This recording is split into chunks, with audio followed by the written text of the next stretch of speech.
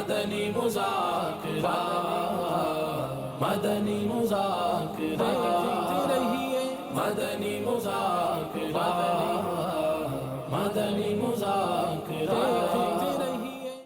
الحمدللہ رب العالمین والصلاة والسلام علی خاتم النبیین اما بعد فاعوذ باللہ من الشیطان الرجیم بسم اللہ الرحمن الرحیم الصلاة والسلام علیک یا رسول اللہ وعلی آلک واصحابک یا حبیب اللہ الصلاة والسلام علیک یا نبی اللہ وعلی آلک واصحابک یا نور اللہ نویت سنت الاعتکاف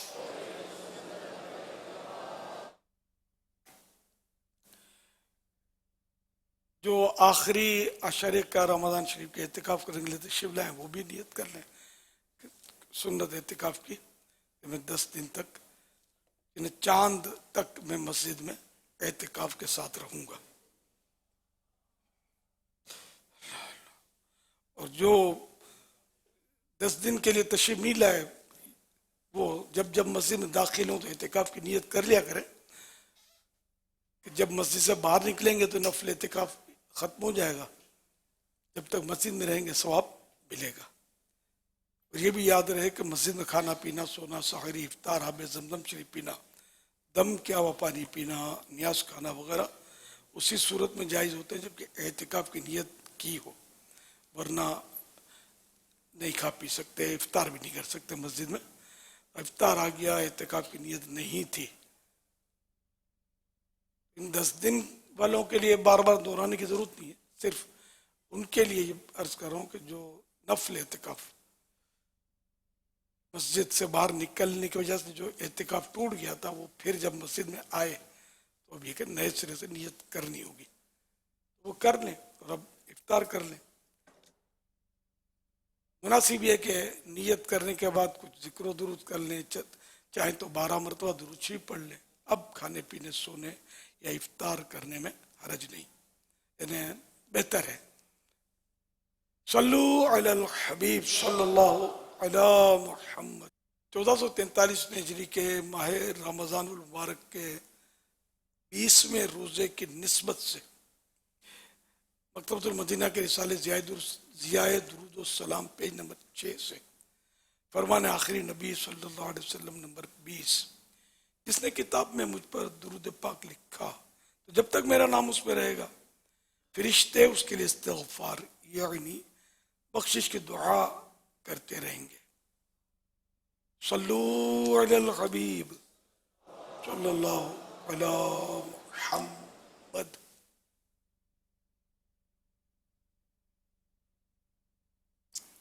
مدنی مذاکرے کا سلسلہ ہے. عصر کے بعد معتکفین جمع ہیں. اب سوالات کیجیے، ہر سوال کا جواب بھی ثواب یعنی درست دے پاؤں یہ ضروری نہیں، بن پڑا تو عرض کرنے کی کوشش کی جائے گی. بھول کرتا پائیں فوراً میری اصلاح فرمائیں، مجھے آئیں بائیں شائیں کرتا اپنے کہے پر بے سبب اڑتا نہیں، شکریہ کے ساتھ رجوع کرتا پائیں گے انشاءاللہ الکریم. صلو علی الحبیب صلی اللہ علی محمد. ماشاءاللہ ایک تعداد فیضان مدینہ پہنچ چکی ہے، الحمدللہ. اللہ کا شکر ہے. اچھا، اب دیکھا یہ جاتا ہے کہ شروع میں بڑا جذبہ ہوتا ہے، نیکی تقوی عبادت، آتے ہیں کہ ہم نمازیں پڑھیں گے عبادت کریں گے، لیکن دھیرے دھیرے جو کمی واقع ہونے کی معاملات ہوتے ہیں. تو آپ ابتداً ایسا کیا مشورہ دیں گے کہ ہم آئے ہیں تو پھر پائیں بھی؟ اللہ کرے بس. یہ ایک تعداد ہے جو آ رہی ہے، ایک تعداد ہے، اور ایسی حالت ہے کہ پہلے بھی پچھلا ریکارڈ ہے کہ مغرب کے بعد بھی لائن لگی رہتی ہے. اب بیچارے بس مسائل پتہ نہیں ہوتے، مطالعہ کرتے نہیں. اب اگر سورج ان کا گلی میں ڈوب گیا تو سنت اعتکاف تو ملا ہی نہیں نا، گیا. اب یہ کہ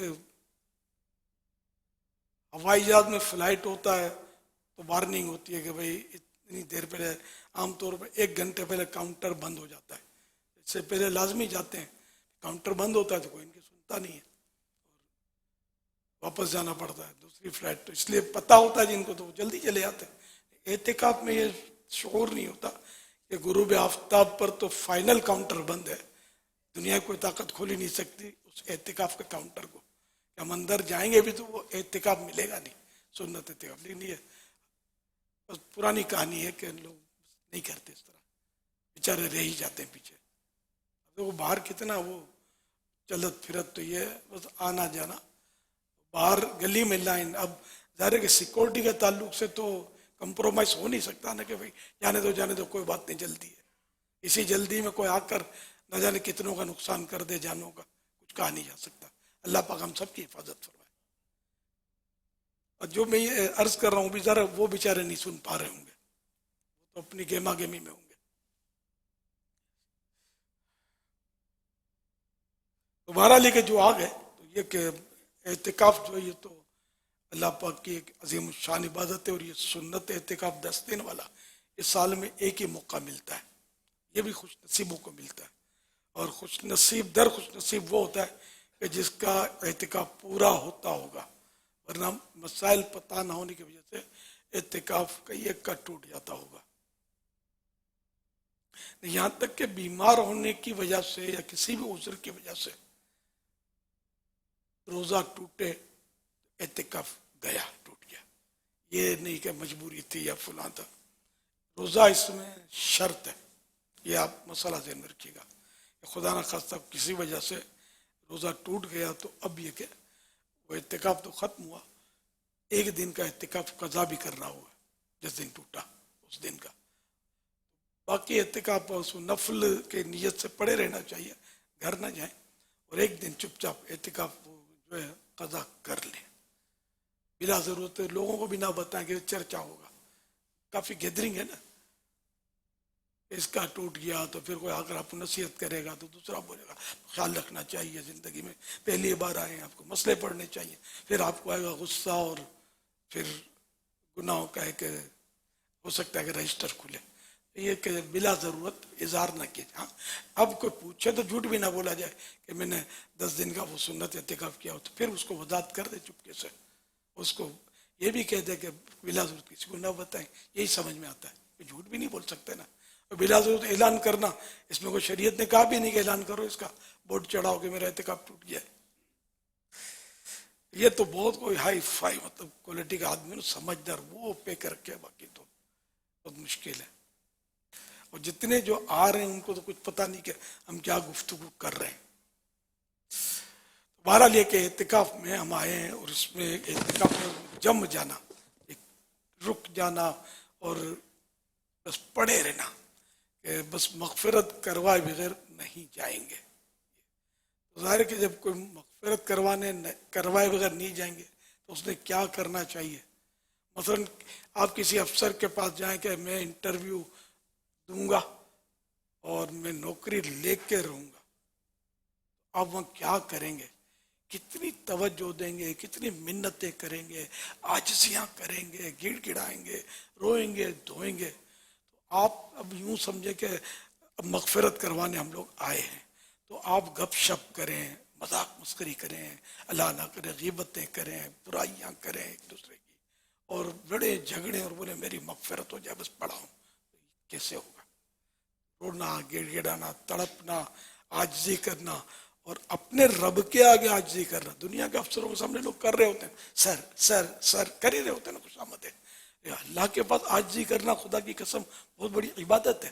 हाँ, रब के सामने जितना बड़ा आजिज़ी करने वाला उतना बड़ा इबादत गुजार है। अल्हम्दुलिल्लाह, दुआ करना ये तो दुआ मुखुल इबादा, दुआ इबादत का मग़ज़ है, इतनी बड़ी इबादत है। और फिर इसमें गिड़गिड़ाना, रोना बहुत बड़ी शहादत है।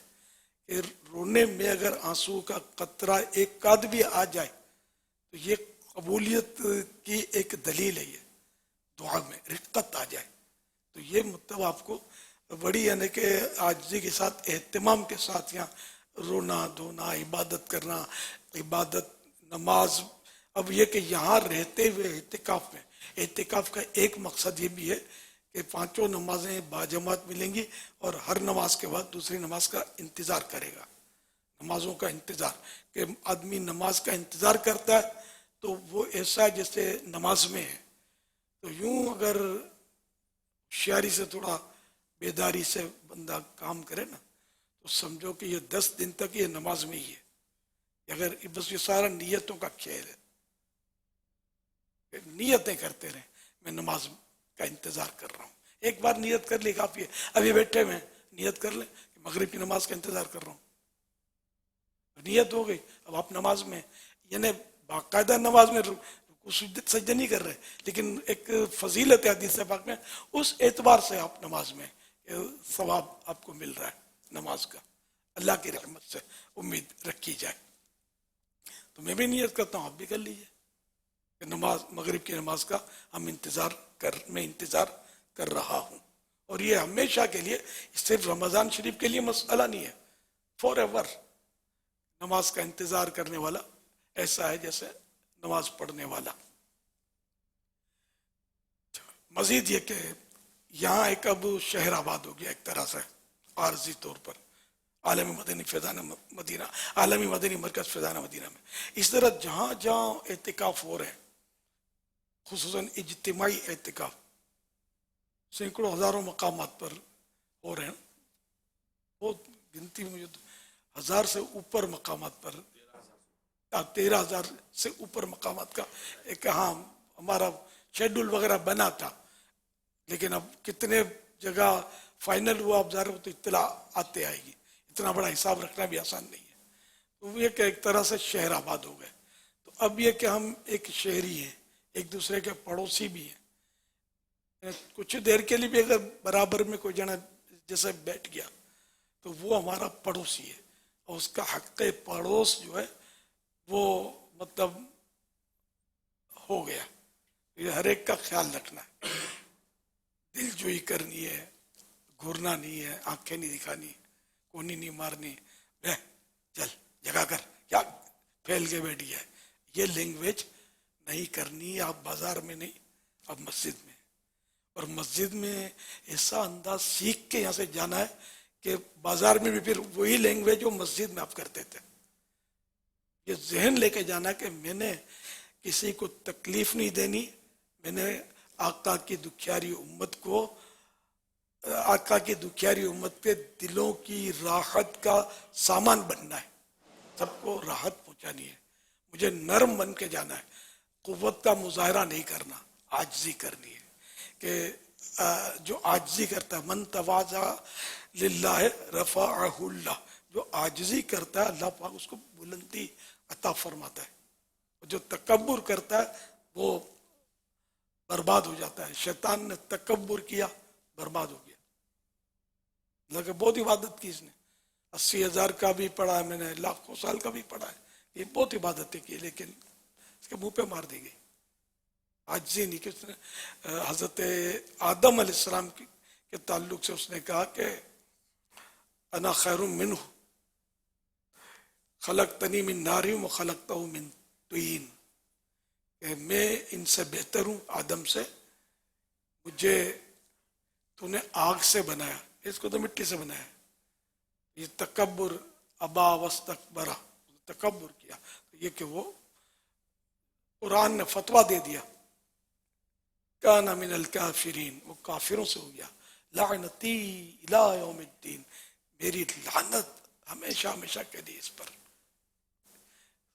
یوں مطلب یہ کہ تکبر نے شیطان کو برباد کر دیا. تو ہمیں عاجزی کا درس یہاں سے لے کے جانا ہے. جو بھی اکڑپن، اکھڑپن جو بھی تھا یہ سب نکال دینا ہے، اور بس اللہ پاک کا فرما بردار اور عاجز بندہ بننا ہے. محبوب کریم صلی اللہ علیہ وسلم کا اطاعت گزار بننا ہے. دنیا کی محبت کی گندگی جتنا ہو سکے دھونی ہے، اور عشق رسول سے دل کو آباد کرنا ہے انشاءاللہ صلی اللہ علیہ وسلم. اور جو بھی یہاں حلقے ہوتے ہیں سکھانے کے، جنہوں نے قرآن کریم نہیں پڑھا ان کو قرآن کریم سکھایا جاتا ہے. دعائیں یاد کروائی جاتی ہیں، دیگر حلقے ہوتے ہیں سنتیں سیکھنے سکھانے کے، باقاعدہ حلقوں کے نمبر بھی دیے جاتے ہیں، اور آپ کو ملے بھی ہوں گے جو آفیشلی فارم بھر کے آتے ہیں ان کو یہ دیا جاتا ہے. تو اس طرح جنہوں نے نہیں بھی بھرا تو ان کو پھر یہ ظاہر کا حلقہ نہیں ملتا، اور بد نظمی بھی ہوتی ہے. اور بعض لوگ اس طرح جو کرتے ہیں وہ ایک دین کا کام کرنے والے اللہ کے بندوں کے لیے تکلیف کا سامان کرتے ہیں. ان کو ایسا نہیں کرنا چاہیے، ڈسپلن اس سے خراب ہوتا ہے. بعض لوگ اس طرح کرتے ہیں چالاکیاں اور بیٹھ جاتے ہیں. ذرا اللہ کا گھر ہے، دھکا مار کے کوئی نکالے گا نہیں، یہ حقیقت ہے. لیکن ڈسپلن، نقصان کیا، ہم آپ کو کوئی چارج تو کرتے نہیں ہے کہ بھائی ہم کو اتنے اتنے پیسے دو تو ہم مطلب آپ کو ہلکے میں دیں گے. آپ خالی جا کے بول دیں، دیٹس آل. جو بھی آپ کو ترکیب ہو بتا دی جائے گی. یہ کہ ہلکے اٹینڈ کریں. پھر الحمدللہ مدنی مذاکرہ ہوتا ہے، اس میں جم کے بیٹھیں. اس میں یہ کہ بہت فائدہ ہوتا ہے مدنی مذاکرے میں، الحمدللہ بہت فائدہ ہوتا ہے، بہت کچھ سیکھنے کو ملتا ہے. تو اس لیے وہ نفس جو ہے پیچھے لگا رہتا ہے، سنا دیتا ہے اور باتوں میں لگا دیتا ہے، بعضوں کو وہ کھانے پینے میں لگا دیتا ہے اپنے اپنے حساب سے. لیکن بھاری تعداد سن بھی رہی ہوتی ہے اللہ کی رحمت سے. تو یہ کہ اس میں اب آئے ہیں تو پھر محروم نہ رہیں، جتنا ہو سکے جھولیاں بھر کے یہاں سے ہم نے جانا ہے انشاءاللہ. فجر کے بعد نگران شورا کا ایمان افروز بیان ہوتا ہے جو دلوں کو جھنجھوڑ کر بیدار کرتا ہے اور لوگوں کو تڑپا کے رکھ دیتا ہے. ماشاءاللہ بارہا ایسا ہوتا ہے، میں نے نوٹ کیا کہ لوگ اس سے توبہ کر کے مطلب اٹھتے ہیں اور اپنے تاثرات ان کے سن کر اس کا اندازہ ہوتا ہے. اسی طرح جو بھی یہاں سلسلے ہوتے رہیں گے اس میں شرکت فرماتے رہیے. تو مسجد میں آپ مسجد کا خوب احترام کرنا ہے، مسجد کے بالکل بے ادبی نہیں ہونی چاہیے. انشاءاللہ پھر وقتاً فوقتاً کچھ نہ کچھ عرض کرتے رہیں گے یاد آیا تو. اپنی چادر بچھا کے سونا ہے، یہ مسجد کے کارپیٹ پہ نہیں سونا. خدا نخواستہ سوتے میں کچھ ہو گیا، غسل کی کیفیت ہو گئی، وہ خراب ہو گیا تو پھر پاک کون کرے گا، اس کو کیسے کریں گے؟ آپ بھی شرم کے مارے بتائیں گے نہیں تو پھر اور خرابی بڑھے گی تو مشکل ہو جائے گا. لوگ اس پہ نماز پڑھتے ہیں. اسی طرح پسینے کی رال کی بھی ترکیب ہوتی ہے منہ سے، اس سے بھی ظاہر ہے کہ دانت بھی صاف زیادہ کرنے ہیں. بعض اوقات منہ میں بدبو ہو جاتی ہے، متکف نہیں صاف کر پاتا بعض اوقات، لیکن اس کو وہ سیریس لے کر ہزار کام چھوڑ کے اپنا منہ صاف کرنا ہے. کہ منہ میں بدبو ہوتے ہوئے مسجد میں رہنا حرام ہے، مسجد کا داخلہ حرام ہے. کیونکہ منہ کی بو ہو یا کوئی سی بدبو ہو، جس کو پسینے کی بدبو زیادہ ہوتی ہے، جیسے جو تکلیف دہ بدبو ہوتی ہے، خود کو نہیں پتا چلے گا کہ ناک اٹ جاتی ہے، بدبو ہوتی ہے، برابر والے کو کھڑا رہنا دشوار ہوتا ہے.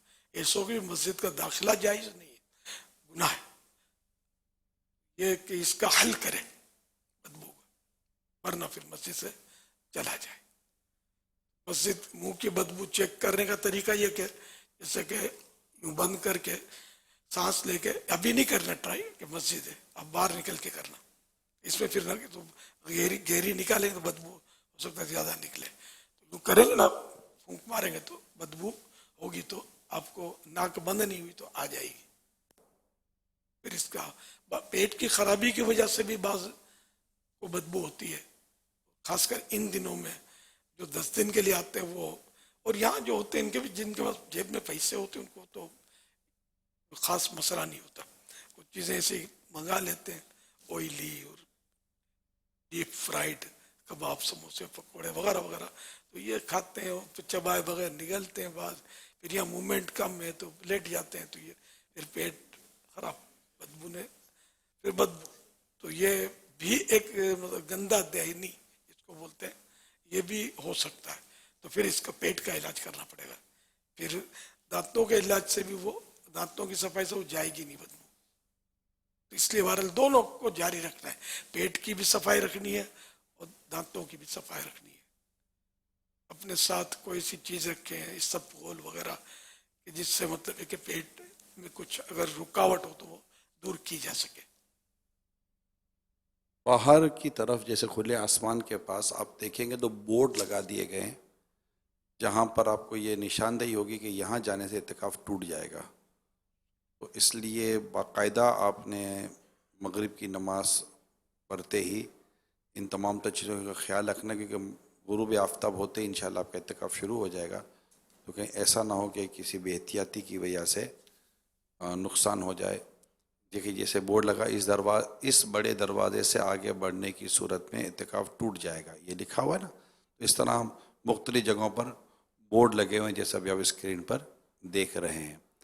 تو اسی طرح اوپر بھی پتہ چلا ہے کہ ایک تعداد اوپر بھی اسکرین لگی ہوئی ہے، لیکن ہم نمازوں کے لیے پھر ہم نے پراپر صفحے بھی بنانی ہوں گی. میں امیر سنت سے یہ عرض کروں گا کہ کچھ اسلامی بھائی ایسے ہوتے ہیں جو اپنے دوستوں کو، اپنے اسلامی بھائی کو چھوڑنے کے لیے آتے ہیں. وہ بھی اس وقت ہو سکتا ہے کہ ہمارے ساتھ فیضان مدینہ میں ہوں گے اور شاید یہ مغرب پڑھ کے تھوڑی دیر بیٹھیں گے پھر چلے جائیں گے.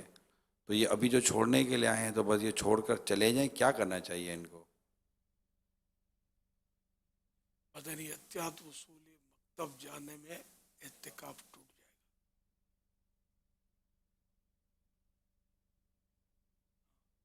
اعتکاف ٹوٹ جائے گا یہ واضح ہے، وہ تو ہر ایک سمجھ پائے ضروری نہیں ہے، کیونکہ مکتب بولتے نہیں ہے، آفس بولتے ہیں. عوام جو ہے نا مدنی احتیاط وصولی اس میں بھی نہیں سمجھیں گے عوام.